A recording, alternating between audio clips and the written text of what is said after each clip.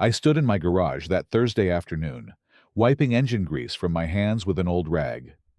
The smell of motor oil and metal surrounded me, familiar and comforting.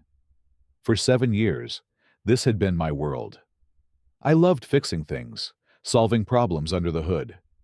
My girlfriend Amber used to say she admired that about me. We had been together for 2 years, building what I thought was something real. Lately, though, she seemed distant. That day, I decided to surprise her with flowers. I left work early, bought pink roses, and headed to her apartment. I had no idea that surprise would destroy everything I believed in. Before I tell you what happened next, I want to know where you are watching from. Drop your city in the comments, hit that like button, and subscribe if you have not already. Because what I am about to share will make you question everything you thought you knew about the people closest to you.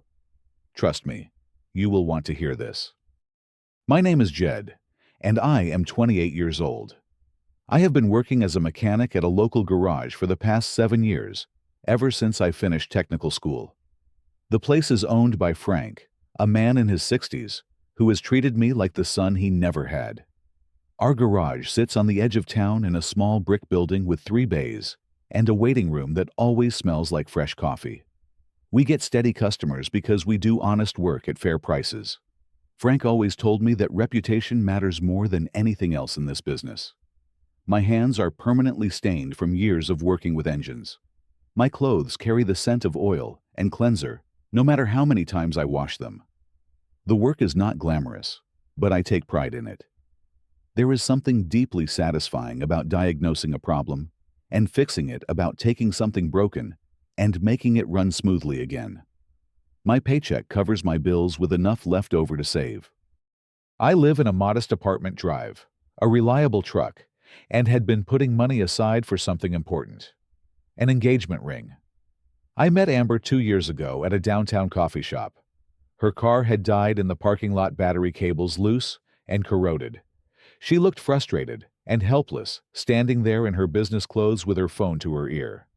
I had just gotten off work and still wore my uniform. I offered to help, had her running again in less than 10 minutes. She insisted on buying me coffee as thanks. We ended up talking for 3 hours straight.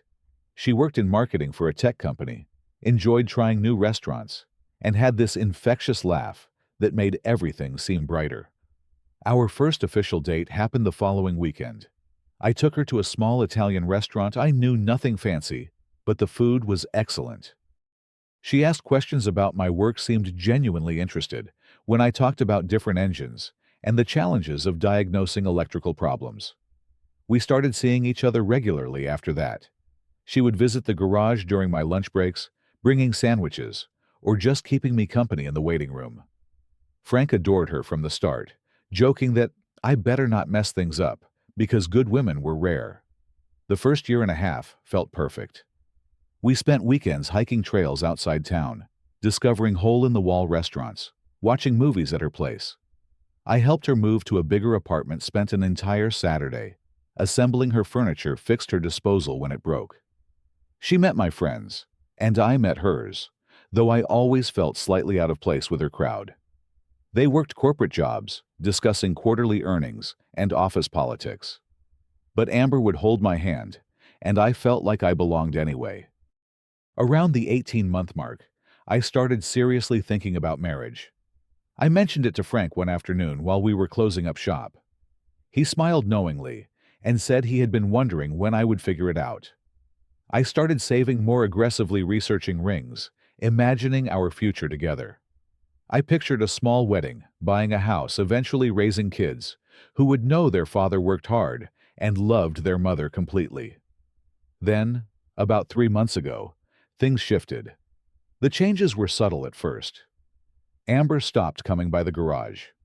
When I asked why, she claimed her new work project kept her too busy. Reasonable enough. But then I noticed her wardrobe changing, more expensive brands, professional manicures every week. She talked about wanting to visit upscale restaurants and clubs. I took her to an expensive steakhouse that cost me nearly half a week's wages. She spent most of dinner staring at her phone. When I asked if something was wrong, she blamed work stress. The warning I should have heeded came when we bumped into her coworkers at a bar one evening. She introduced me as her friend. Not boyfriend. Friend. I laughed it off, assuming maybe she kept her personal life separate from work. But the word stuck in my mind, nagging at me. A few days later, she commented on my wardrobe. Said I should invest in nicer clothes, that appearances mattered. I looked down at my jeans and flannel shirt, the same style I always wore outside of work, and felt something uncomfortable twist in my chest. Her mother called during dinner one night. Amber stepped outside to take it, returning several minutes later, looking irritated. I asked if everything was all right. She said her mother was pressing her about our relationship, about when things would get serious. The way she said it made our relationship sound like a burden, something she had to justify or explain. I tried dismissing my concerns, convincing myself I was being paranoid. Maybe the work stress was real. Maybe I was overthinking everything. But the distance kept growing. She canceled plans with increasing frequency, always offering plausible excuses. Unexpected work deadline, friend crisis, family emergency. I started feeling like I was chasing her, grasping at something slipping through my fingers. My best friend Kyle noticed the change. We were drinking beers after work one evening when he asked point blank if Amber and I were okay. I insisted we were fine, just working through a rough patch. He gave me a skeptical look, but did not push further. That Thursday afternoon changed everything. I finished my final job early, a straightforward brake replacement that took less time than estimated. Frank told me to head out and enjoy the rest of my day. I decided surprising Amber might help close the distance between us. She had mentioned feeling down earlier that week, so flowers seemed like the perfect gesture. I stopped at the flower shop on Main Street and selected a bouquet of pink roses, her favorite. For the first time in weeks, I felt genuinely hopeful. I drove to her apartment complex and parked in the visitor section. It was around 4:30 in the afternoon, still bright and warm.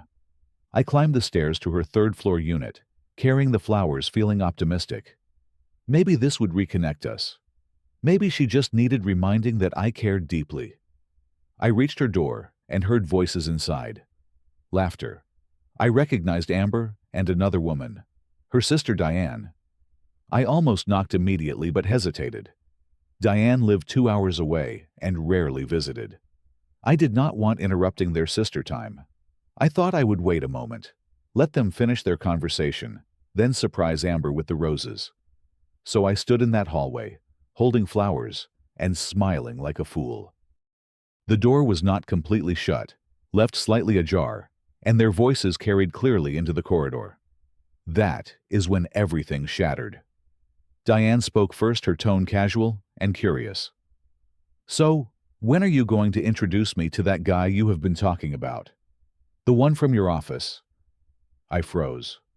Guy from her office. What was she talking about? Amber laughed, the sound making my stomach drop. "You mean Brad? Oh, Diane, he is perfect. MBA from Columbia, drives a Tesla, has a condo downtown. We went to this incredible sushi place last weekend overlooking the river." My mouth went completely dry. Brad. She went to dinner with someone named Brad, while telling me she was too swamped to see me. Diane sounded intrigued. "He sounds wonderful. But what about Jed? I thought you two were serious." Silence. I stood frozen in that hallway, barely breathing, waiting for Amber to correct her sister, to explain some misunderstanding. Instead, her voice returned light and dismissive. "Relax, I am just using him. I would never marry a grease monkey." The bouquet slipped from my grip. I watched the roses tumble to the floor in what felt like slow motion, pink petals scattering across the cheap carpet. My brain refused to process what I had just heard. Using him, grease monkey, would never marry. Amber continued talking, completely unaware. I stood 10 feet away, hearing every syllable. "Jed is sweet. Do not misunderstand me. But seriously, he works in a garage. His hands are constantly dirty. He smells like motor oil half the time. Can you imagine bringing him to company events? My boss would assume I was joking." Diane's voice held concern. "But he seems like a genuinely good person. He really cares about you. Good, absolutely. Amber's tone dripped with boredom. Husband material? Absolutely not. I need someone who can take me to sophisticated places, someone my friends will not mock behind my back, someone with real ambition. Jed is perfectly content changing oil and rotating tires for the rest of his existence. That works for him, but it is not what I want for my life. Nausea washed over me. 2 years. 2 years of believing we had built something meaningful. I thought about every time I had serviced her car for free, assembled her furniture run, her errands, loaned her money when she claimed to be short on rent. She never repaid me. I never asked, because I thought we were partners helping each other. Now I understood. I was not her partner. I was her handyman. Her tool. Diane tried again, uncertainty in her voice. Does not that seem kind of wrong? Leading him on this way? Amber actually laughed. It is practical, Diane. Jed pays for things. He maintains my car, fixes issues around my apartment, handles my trash, does all those tedious tasks I have no interest in dealing with. Why would I give that up until I am confident Brad is serious about me? Right now, I have the ideal arrangement. Brad for the exciting, fun experiences, and Jed for the boring, useful tasks. My hands trembled violently. I pressed them against the wall to steady myself. She continued, her voice taking on a mocking edge I had never heard before. Besides, Jed is incredibly naive. He genuinely thinks we are heading toward marriage. I noticed him browsing rings online the other day when he assumed I was not paying attention. Can you imagine me, married to a mechanic? My mother would collapse from embarrassment. She is already disappointed enough that I am dating him. You told your mother about him. Diane sounded surprised. I had no choice. She kept demanding to know why I was not bringing anyone to family dinners. So I mentioned him once very briefly. She asked about his profession, and when I told her, she literally went silent. Then she suggested maybe it was just a phase, that I would eventually find someone more appropriate. She was absolutely right. The hallway tilted around me. I had met Amber's mother exactly once, a brief coffee meeting lasting maybe 20 minutes. Amber claimed her mother was too busy for a proper dinner, that we would do it another time. That dinner never materialized. Now I knew why. I was the embarrassing phase. The secret she kept from family and lied about to friends. Diane's voice dropped lower, uncomfortable. What if Jed discovers Brad? What if Brad finds out about Jed? Amber scoffed. They will not. I am extremely careful. Brad thinks I am too consumed with work to see him more than once or twice weekly. Jed thinks I need space because of stress. It is all about managing expectations properly. Besides, if everything blows up, so what? I will simply move forward. Plenty of men exist out there. That moment broke something inside me. Not into rage, not yet. Into absolute clarity. Cold, sharp, undeniable clarity. I bent down, gathered the scattered roses, and walked back down the hallway as silently as I had arrived. My footsteps made no sound on the carpet. I took the stairs down, climbed into my truck, and sat in the parking lot with the engine off. 15 minutes passed. Maybe 20. I stared at the steering wheel, at my hands gripping it. These hands she called dirty. These hands that had maintained her vehicle a dozen times, constructed her furniture, held her during tears, about work stress that I now suspected was fabricated. These hands I imagined would someday hold our children. My phone buzzed. A text from Amber. Hey babe, what are you doing tonight? Miss you. I stared at those words. Miss you. She missed me the way someone misses a useful tool. Like missing a wrench when you need to tighten a bolt. I considered responding. Considered driving back upstairs and confronting her. Considered making a scene, demanding explanations for questions I already knew the answers to. Then I realized something fundamental. She did not deserve my anger. She did not deserve my pain. She did not deserve another second of my time. What she deserved was nothing. And that is exactly what I would give her. I deleted her text without responding. Started my truck. Drove home. The flowers sat on my passenger seat, mocking my stupidity.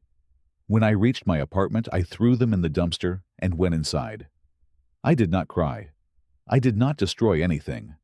I just sat on my couch in darkness and let the truth saturate me. The woman I loved never existed. She had always been a fabrication.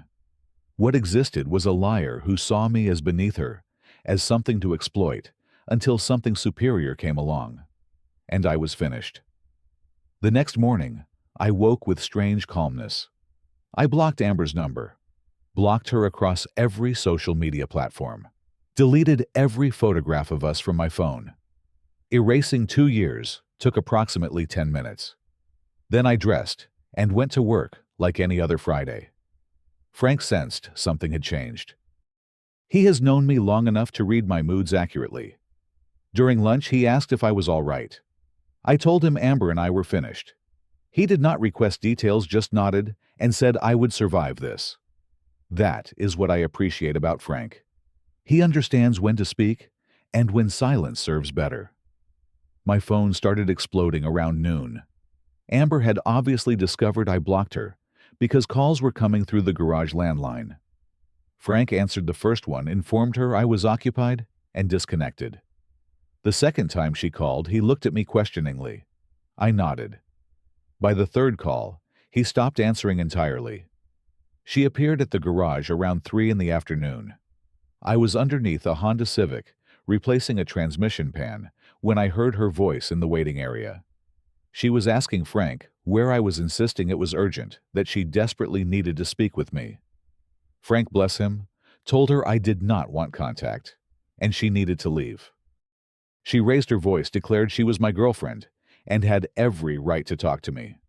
I rolled out from under the vehicle, stood up, and walked to the doorway where she could see me clearly. Our eyes met. Hers were wide, confused, frightened. Mine were empty, flat. I said nothing, just looked at her for one long moment, then turned around and resumed working. I heard Frank firmly escort her outside. She did not return. The weekend felt strange, quiet. I cleaned my apartment thoroughly, something I had been postponing for weeks. Did accumulated laundry. Went to the gym. Kyle called asking if I wanted beers. I agreed. We went to our regular spot, a dive bar, with excellent burgers and affordable drinks. I told him what happened. Not everything, just enough. He listened, shook his head, called Amber an idiot. Then he bought the next round, and we discussed football. Monday morning, I discovered Amber had been calling the garage all weekend, leaving voicemails. Frank played one for me. Her voice sounded panicked. "Jed, please, I do not understand what is happening. Did I do something wrong? Just talk to me. Please." I deleted them all without listening to the rest. Tuesday brought a different approach. She sent an email to the garage business account, a lengthy, rambling message about her confusion, how much she cared about me, how we needed discussing this like adults. I read it once, then deleted it. Wednesday, she appeared at my apartment building. I spotted her car in the parking lot when I arrived home from work. I went to Kyle's place, instead crashed on his couch, and headed straight to work the following morning. By the end of that first week, something unexpected occurred. I felt lighter. Not happy exactly, but liberated. Like I had been carrying tremendous weight, and finally set it down. Frank noticed the transformation too. He started assigning me greater responsibility, asked me to handle more complex jobs, discussed possibly making me a partner in a new garage location he was considering opening across town. That conversation happened during a slow afternoon in the second week. Frank called me into his office, really just a corner of the garage with a desk and filing cabinet.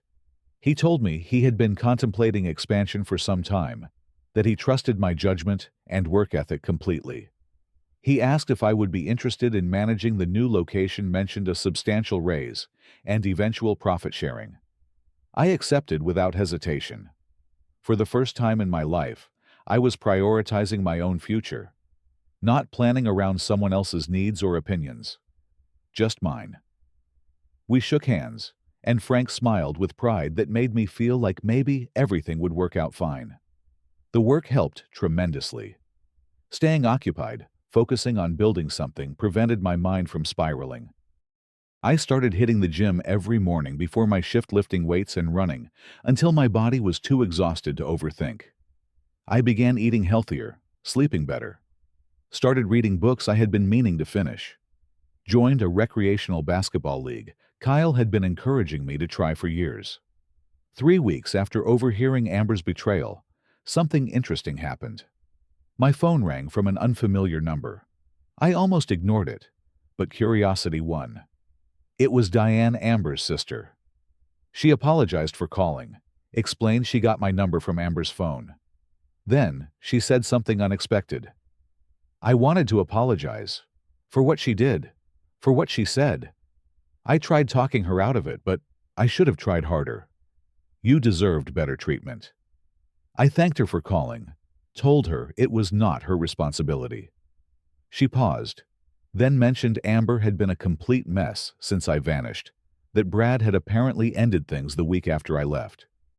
Something about discovering she was not actually single, like she had claimed. Diane thought I might want knowing that karma had caught up. I told her I appreciated the information, but had already moved forward. And I meant it genuinely. By week 4, I was authentically okay. Better than okay.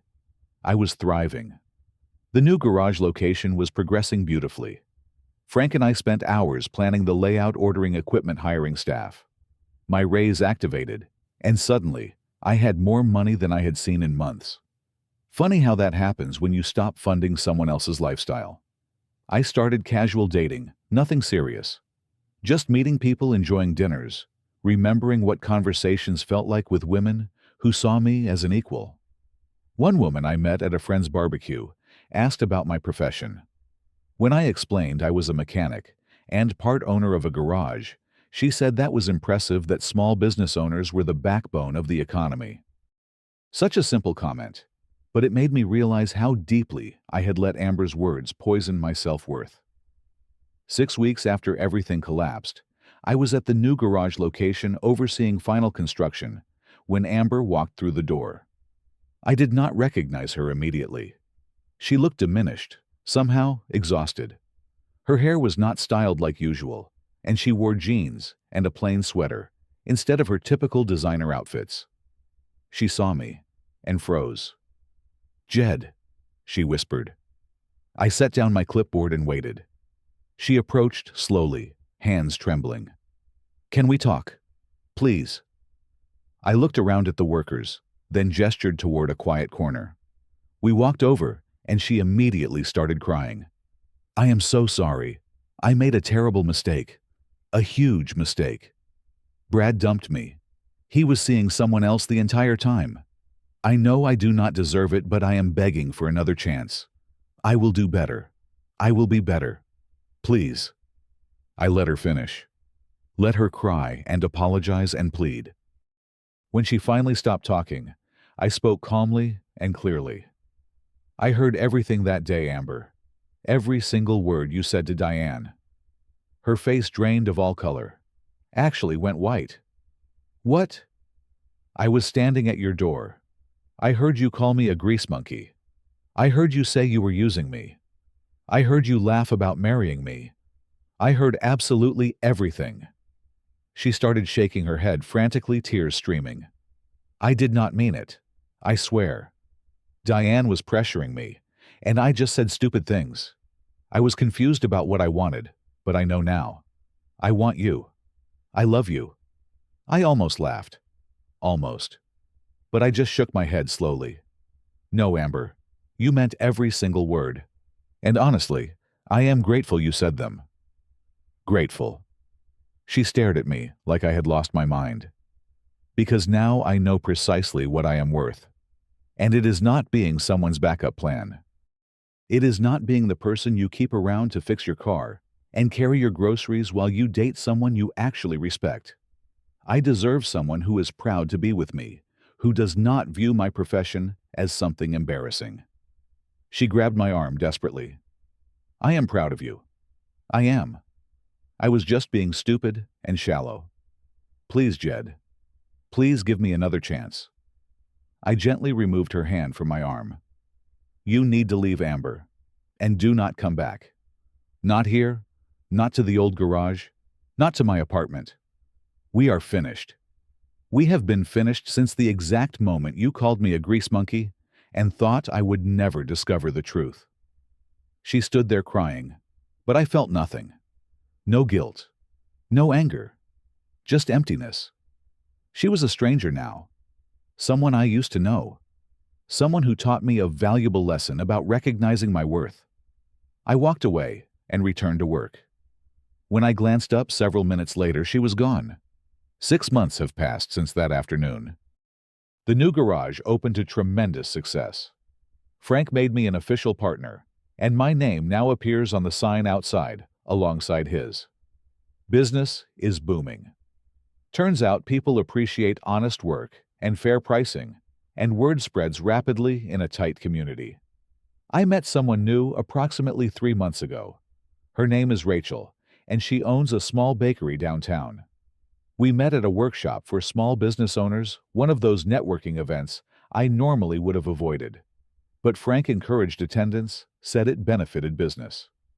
Rachel and I ended up sitting beside each other during a presentation about managing overhead costs, and we started talking during the break.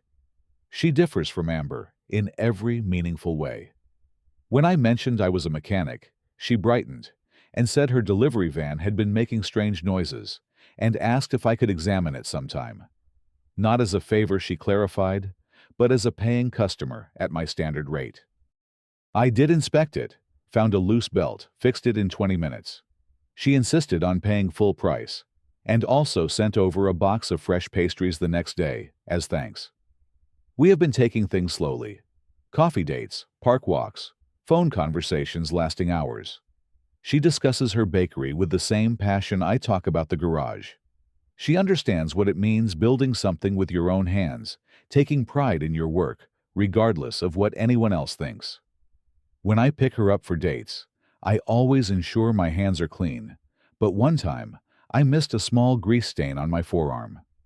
She noticed it and smiled, said it was evidence of an honest day's work. Last week, I encountered Amber at the grocery store. It was inevitable eventually, in a town this size. We made eye contact across the produce section. She looked okay, not great, but okay. We both paused, and for a second, I thought she might approach and try talking. But she just gave a small nod and kept walking. I did the same. No anger, no pain, no unfinished business. Just two people who used to know each other passing in a grocery store. Later that evening, I reflected on how far I had come. 6 months ago, I was devastated, heartbroken, questioning my value. Now I am a business owner, dating someone who respects me, surrounded by people who appreciate what I contribute. The difference is not in my job or bank account or appearance. The difference is in how I see myself. I learned something crucial through all this. Your value is not determined by someone else's opinion of you. People who genuinely love and respect you will not care about your job title or income or social status. They will care about your character, your integrity, your heart. Amber could not see those qualities in me because she was too busy comparing me to some imaginary standard that had nothing to do with who I actually was. I also learned that sometimes the strongest response is silence. I did not need screaming at Amber, begging her to recognize my worth, seeking revenge, or attempting to hurt her the way she hurt me. I just needed to walk away. That silence, that refusal to engage, proved more powerful than any confrontation could have been. It gave me space to heal, to grow, to build a life that did not revolve around someone who did not value me. Now when I look back, I do not see betrayal. I see a gift. A painful, brutal gift, but a gift nonetheless. Amber showed me exactly who she was, and more importantly, she showed me who I needed to become.